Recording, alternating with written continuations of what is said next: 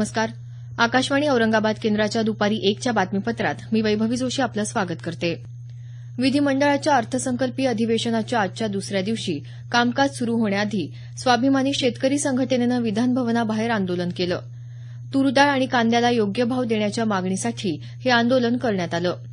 यात खासदार राजू शेट्टींसह अनेक कार्यकर्त्यांना ताब्यात घेण्यात आलं.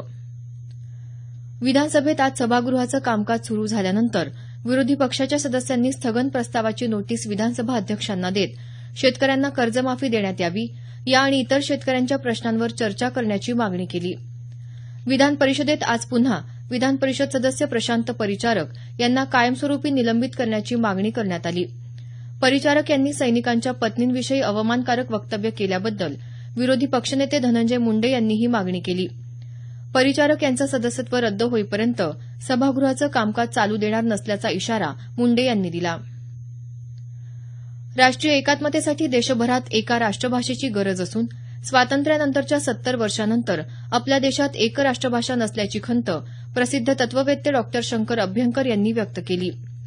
पुणे इथं टिळक महाराष्ट्र विद्यापीठात आयोजित 2 दिवसीय आंतरराष्ट्रीय चर्चासत्रात ते आज बोलत होते. स्वराज्य, स्वदेशी, स्वभाषा यांचं महत्त्व त्यांनी यावेळी विशद केलं.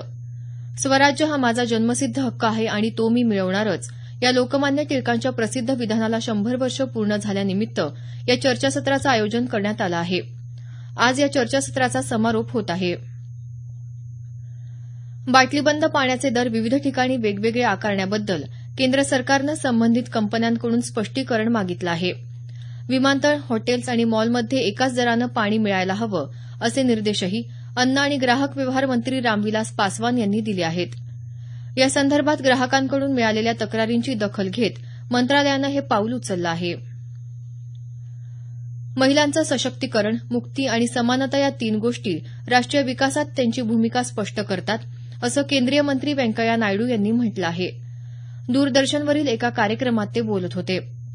महिलांना समान अधिकार आणि संधी देण्यास सरकार कटिबद्ध असल्याचं ते म्हणाले.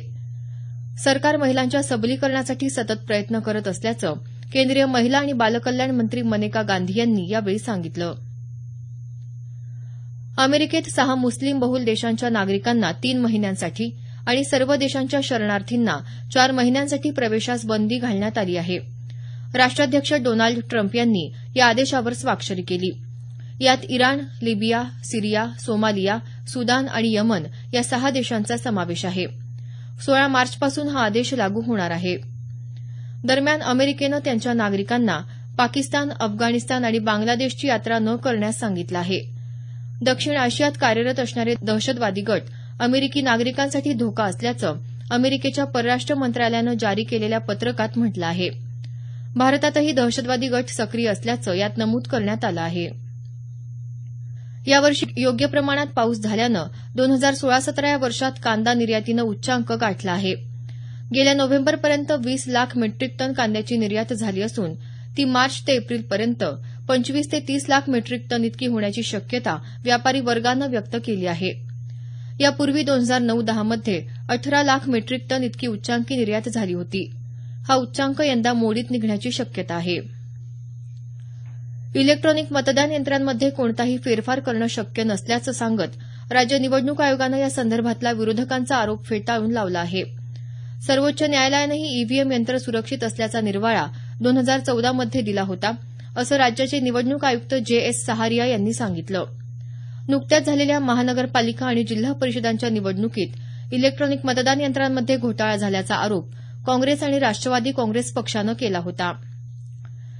भारत आणि ऑस्ट्रेलिया दरम्यान बंगळुरू इथं सुरू असलेल्या दुसऱ्या कसोटी क्रिकेट सामन्याचा आजचा 4थ्या दिवसाचा खेळ सुरू होताच भारताचा दुसरा डाव 274 धावात संपुष्टात आला. चेतेश्वर पुजारानं 92, अजिंक्य रहाणेनं 52 तर लोकेश राहुलनं 51 धावा केल्या. याबरोबरच हे बातमीपत्र संपलं. आमचं यानंतरचं बातमीपत्र सायंकाळी 5:25 वाजून